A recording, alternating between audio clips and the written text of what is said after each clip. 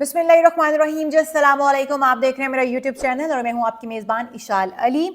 आप मुझे फेसबुक पर भी फॉलो कर सकते हैं। और अब मैं आपको बताने जा रही हूँ, मैं एक सीरीज़ चलाने जा रही हूँ पनामा के फंडे के नाम से, पनामा फंडा के नाम से ये सीरीज़ होगी, जिसमें मैं पनामा लीक्स जो है वो कब स्टार्ट हुआ, उसके अंदर किन किन लोगों को शामिल किया गया, 436 अफराद कौन थे, कौन सी ऐसी कंपनीज शामिल की गई थी, और फिर किन किन के खिलाफ कार्रवाई हुई, और जिन लोगों के खिलाफ कार्रवाई नहीं हुई वो कौन से गोहरे नायाब थे जिनके खिलाफ कार्रवाई नहीं हो पाई है।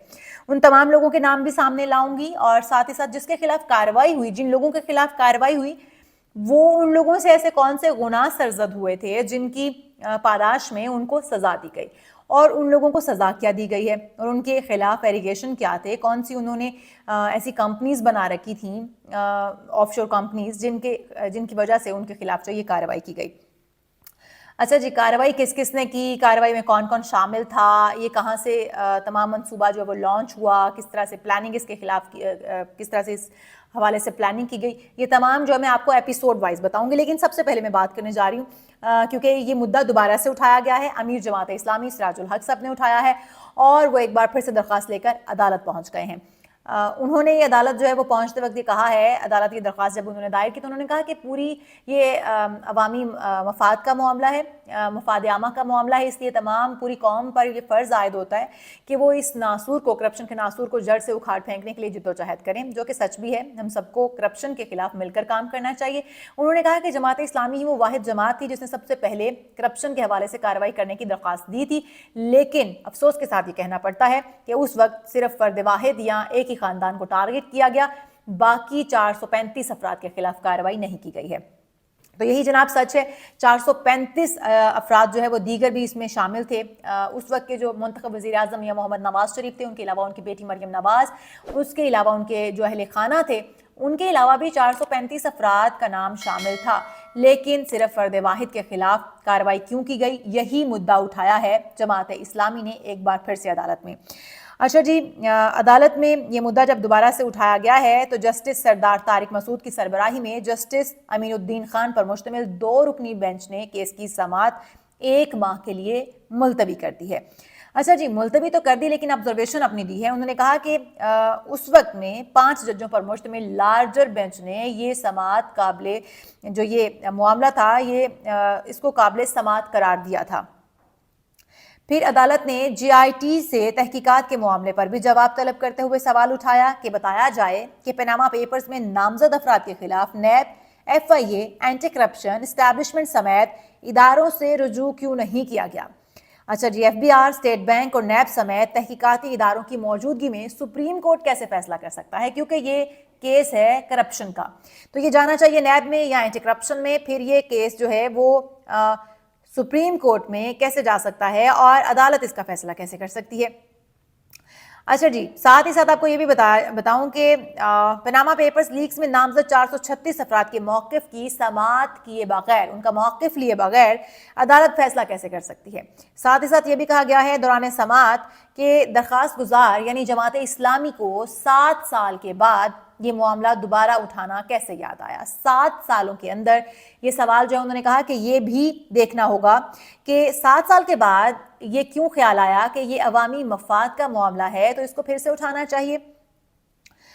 उन्होंने कहा कि इस केस का मकसद जो है वो कुछ और ही लगता है, यानी कि ये करप्शन के खिलाफ कार्रवाई नहीं, इसका मकसद कुछ और ही लगता है, क्योंकि उस वक्त सिर्फ एक ही खानदान के खिलाफ ये केस चलाया गया था। उस वक्त क्यों नहीं कहा गया जमात इस्लामी की जानिब से कि बाकी जो 435 खानदान या 435 कंपनीज हैं या जो 435 अफराद हैं उनके खिलाफ भी कार्रवाई की जाए। उस वक्त एक ही खानदान को तमाम केस में से अलग किया गया और उनके खिलाफ स्पेसिफिकली कार्रवाई की गई। वो खानदान भी आगे चल के, मैंने बल्कि शुरू में आपको बता ही दिया है वो खानदान कौन सा है, उनके खिलाफ क्या कार्रवाई की गई है, ये जानना आप लोगों के लिए बहुत ज़रूरी है, और किस तरह से कार्रवाई की गई है। अच्छा जी, फाजिल जज ने कहा कि मैं कहना नहीं चाहता, लेकिन ये तो कुछ और ही लगता है। 436 पाकिस्तानियों के केस में सब के केस को अलग करके एक फैमिली का केस चलाया गया। जैसे मैं आपको पहले बता रही थी कि रिमार्क्स क्या आए थे। उन्होंने कहा कि ऑफशोर कंपनी बनाना क्राइम नहीं है, जुर्म नहीं है, लेकिन देखना ये पड़ेगा कि ये कंपनी बनाई कैसे गई है। इदारे देखेंगे। जमात इस्लामी ने 7 सालों के दौरान किसी इदारे के सामने इस हवाले से कोई शिकायत दर्ज की है? क्या अब सारे काम सुप्रीम कोर्ट ही करेगी, ये भी कहा गया है अदालत की जानिब से।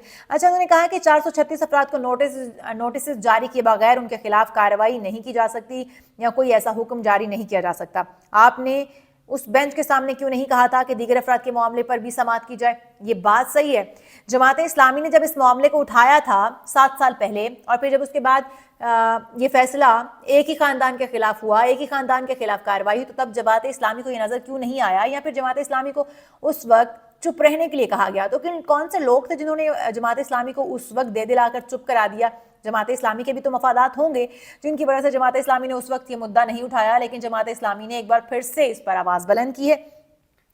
और साथ ही साथ ये भी फाजिल जज की जानिब से कहा जा रहा है कि क्या आपने 7 सालों में किसी इदारे को दरख्वास्त दी है इस मामले की तहकीकात की जाए ताकि इन 436 बंदों में कारोबारी लोग भी होंगे? क्या आप चाहते हैं कि वो बड़े बड़े कारोबारी लोग जो कि सरमायादार हैं वो मुल्क छोड़कर भाग जाए? ये भी अदालत की जानिब से पूछा गया है जमात इस्लामी की जानिब से।